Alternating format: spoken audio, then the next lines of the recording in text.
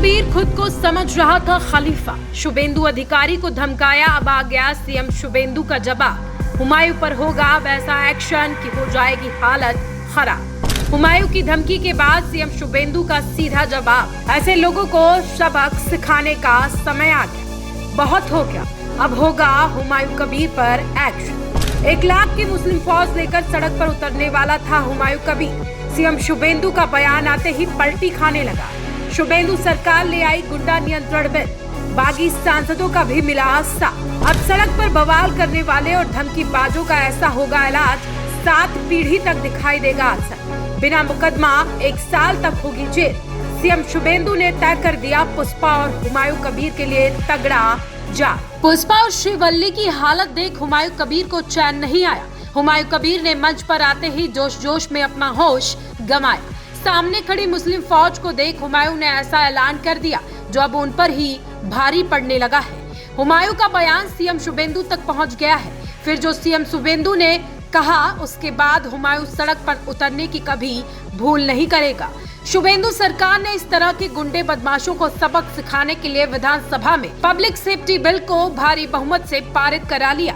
इस कानून के जाल में अगर हुमायूं कबीर फंसा तो क्या होगा, ये आगे हम आपको बताने वाले हैं। इस वीडियो को छोड़कर आप कहीं ना जाएं। सबसे पहले तो आपको सीएम शुभेंदु ने हुमायूं कबीर की धमकी पर कैसे लताड़ लगाई वो समझाते हैं। सीएम शुभेंदु ने तो यहाँ तक बोल दिया कि आप ये मान लीजिए कि ये उसका आखिरी बयान है। दरअसल मुर्शिदाबाद में हुमायूं कबीर खुद को आका मान बैठा है। हुमायूं को लगने लगा कि बिना उसके मर्जी के मुर्शिदाबाद में एक पत्ता भी हिल नहीं सकता। मंच पर खड़े होकर कहा था कि अपने लोगों से कहिए कि मुर्शिदाबाद में बयानबाजी को कम करें। बीजेपी के कार्यकर्ता हद में रहना सीख लें, नहीं तो लाखों मुसलमानों को लेकर सड़क पर उतरूंगा और इतना मारूंगा कि कोई झंडा उठाने वाला नहीं बचेगा। जिस दिन लिमिट पार हो गई और मेरे दिमाग का पावर गर्म हुआ तो उस दिन मैं ना एसपी देखूंगा और ना ही सीएम समझूंगा और कहां कौन है ये भी नहीं देखूंगा। 1 लाख लोगों को सड़क पर लेकर उतरूंगा और मारूंगा, जेल जाऊंगा। कितने दिन जेल में रख कर खाना खिलाओगे?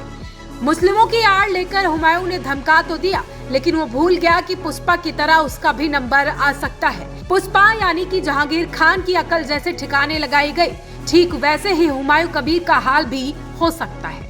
अब तक हुमायूं कबीर पर FIR हो चुकी है। इस बयान की गूंज अब तक सीएम शुभेंदु तक पहुंच चुकी है और मुख्यमंत्री ने भी इसे लेकर करारा जवाब दिया। ऐसा जवाब जिसे सुनकर हुमायूं कबीर को झटका लगा जरूर है। विधानसभा में खड़े होकर सीएम ने कहा, आप ये मान सकते हैं कि ये उनका आखिरी बयान है। हमारा और हमारी सरकार का एजेंडा राज्य में कानून व्यवस्था बहाल करना है। আপনাকে আমি পরিষ্কার বলছি, মমতা ব্যানার্জি মুখ্যমন্ত্রী নন। তো বড় ক্ষমতা আপনাকে কেউ দেয়নি। আপনি আপনার ছেলেকে জেতাতে চাইছেন। 72% মুসলিম আছে। মুসলিম ভোটকে কনসলিডেট করার জন্য আপনি এই খেলাটা খেলছেন। আপনি কান খুলে শুনে রাখুন, আপনাকে এইভাবে ধমক হুমকি বেপরোয়া লাগাম ছাড়া কথা বলতে দেব না। 72% মুসলিম আছে। মুসলিম ভোটকে কনসলিডেট করার জন্য আপনি এই খেলাটা খেলছেন। আপনি কান খুলে শুনে রাখুন, আপনাকে এইভাবে ধমক হুমকি বেপরোয়া লাগাম ছাড়া কথা বলতে দেব না, দেব না, দেব না। আপনাকে আমি শুধু 3টে উদাহরণ দিলাম। সন্দেশখালীতে একজন ছিল,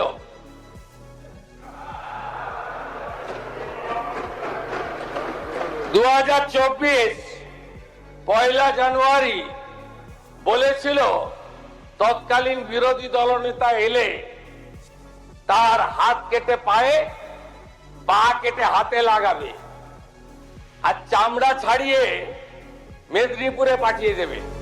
सीएम शुभेंदु ने सदन के भीतर हुमायूं कबीर के 2 विवादित भाषणों का भी पूरा कच्चा चिट्ठा खोल कर रख दिया और साफ कह दिया कि अब गुंडागर्दी बर्दाश्त नहीं की जाएगी। कुछ रिपोर्ट्स की माने तो हुमायूं के खिलाफ गैर जमानती आपराधिक मामले दर्ज किए गए।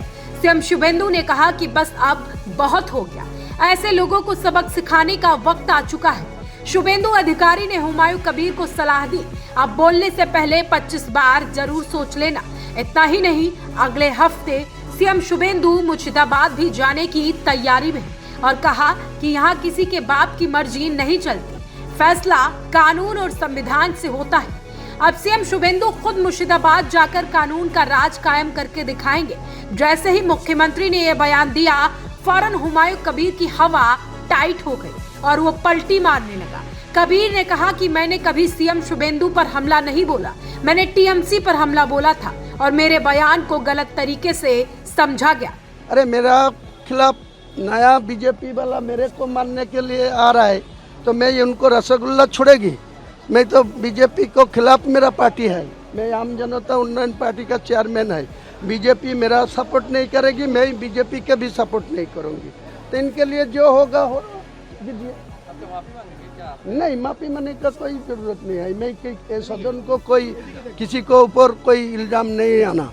मैं बीजेपी पार्टी नया जो 4 मई को बाद जो टीएमसी का क्रिमिनल एक्टिविटीज में जोड़ा था, वो लोग 4 मई रिजल्ट आने का बाद वो डायरेक्ट आज बीजेपी का सिंबल लेके, बीजेपी का पताका लेके मेरा ऊपर चढ़ाव हो रहा है।